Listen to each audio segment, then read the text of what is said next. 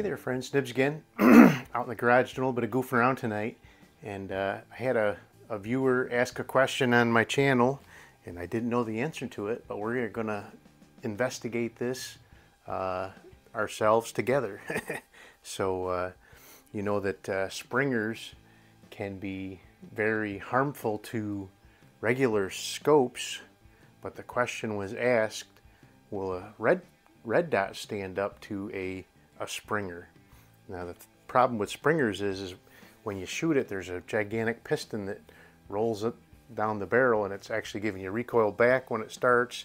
And when it hits the front, it jerks the gun forward and recoils the optic in the opposite direction, and that rattles stuff loose inside of a typical scope. But I think that a red dot will probably stand up to it. But what I have here is my Weihrauch HW50S. What an absolutely fantastic rifle this is. And I have mounted up one of my best red dots. Hopefully it doesn't destroy it. But this is my Gowutar B-22, which is a tube type, I guess you'd call it, red dot. I have several of these other ones. I didn't know whether I would want to try one of those on there, the micro styles, but I think these type are more suited for rifle shooting, honestly. And I didn't want to have to take my front sight off of there, and with this little riser base that this has, it gets me over top of the front sight, so I don't have to goof around with the front sight, and down the road I can just put my peep sight back onto the Weihrauch. But I did play around with it a little bit before I started it up, and just get it zeroed onto, I'm only shooting 7 yards across the garage here for now, which is a good starting point. We'll take it out to 10 meters and 25 yards and try all that out as well. But this is a really nice, very fine red dot, and I kind of expect that it'll stand up to the rigors of a springer. This one has a smooth shot cycle, but it does have some recoil.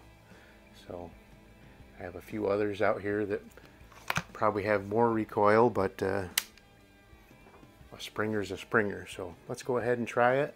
I have a couple of the little 1-inch splatter burst. Those are, I think, intended to be paster dots, but I use them as targets out here. But I have a couple of them. We'll try at least one group, maybe 2 groups.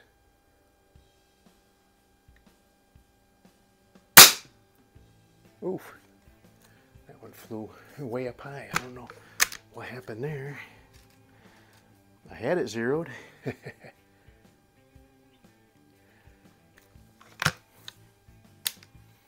right, let's try again. I'm not sure what happened there.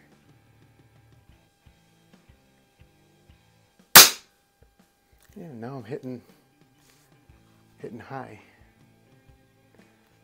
All of a sudden, I was right on the money. I don't know if the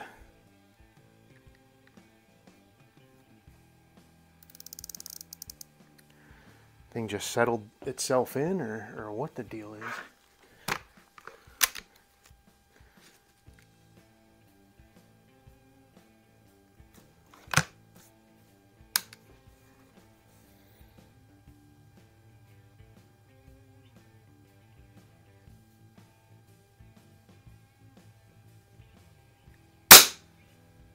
Alright, so now I'm back down to the level of the... Alright, now we gotta go left. Probably try a quarter turn for starters. Well, I hope that isn't the sign of the way things are going to go with this, because it'll be a short-lived experiment if it's going to be bouncing all over the place like that.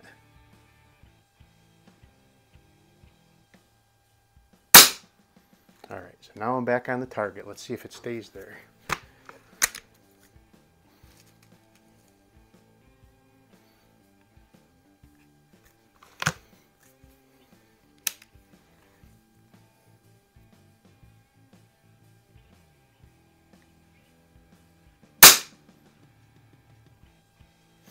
think that went into the same hole.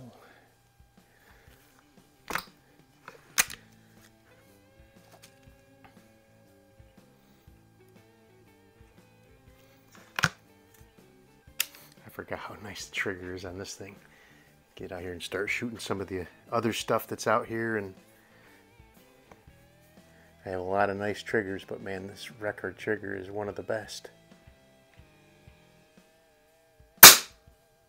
Yep, same hole. So that's 3 in a row in the same hole.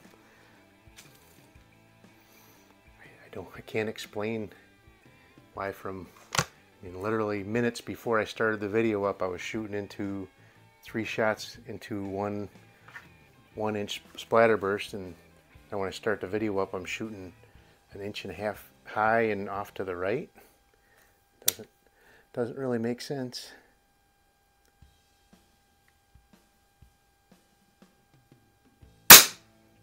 Oh, first one not in the same hole. Let's do one more on that, and then we'll move over to a clean bullseye.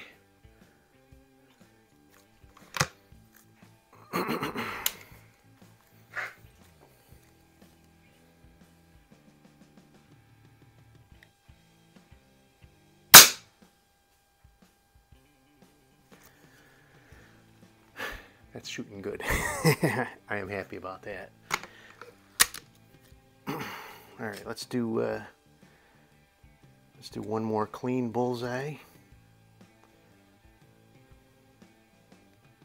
Again, these are 1-inch dots at 7 yards. So you could kind of extrapolate that group out to 10 meters, just a little bit more. 25 yards would be a little bit bigger, and I am shooting offhand, so I'm not rested.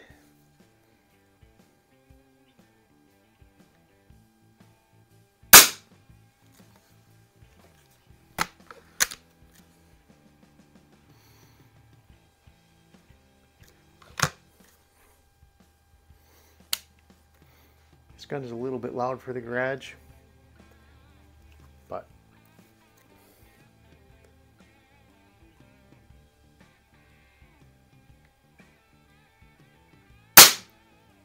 it's not too bad.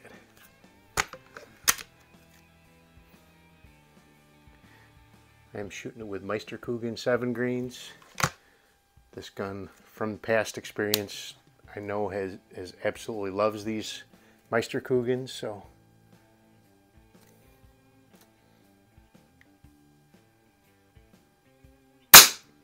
oh, what a flyer that was.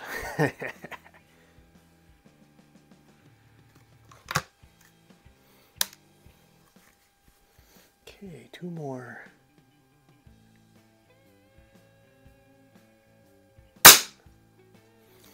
So nice.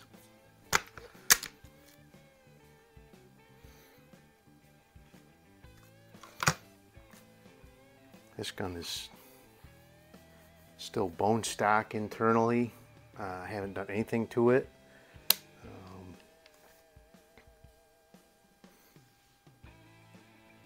The only thing I've done to it is taken the rear sight off and put a peep sight on here, and that's the way I've always shot it, is just with a peep sight, and it's still one of my most accurate guns.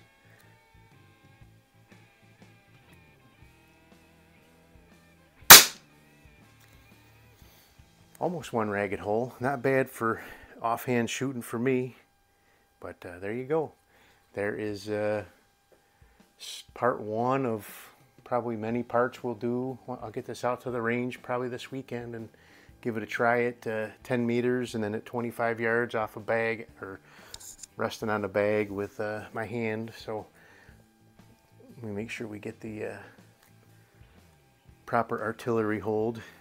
But I expect this will shoot almost as good as a gun with a proper optic on it, proper magnified optic. But that is going to be a lot of fun. Gowutar B-22 on a Weihrauch HW50S. Not bad, not bad at all. You could almost call this budget friendly. This is probably one of the least expensive Weihrauchs you can get your hands on. still a fantastic gun. It's not a very expensive red dot either.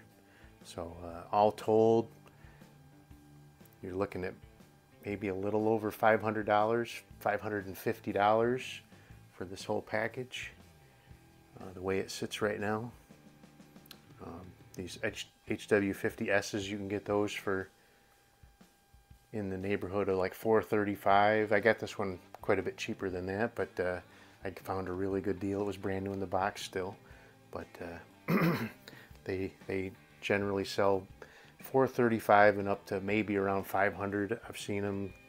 I can't imagine people sell them for that much when other people are selling them for $435. But and then these red dots are about $118. So right around $550 if you shop around and get the deals. But anyway, stay tuned for future episodes of Red Dot on a Springer. I think it's going to work out really well. But anyway, hope you guys liked the video. Until next time, have a great day.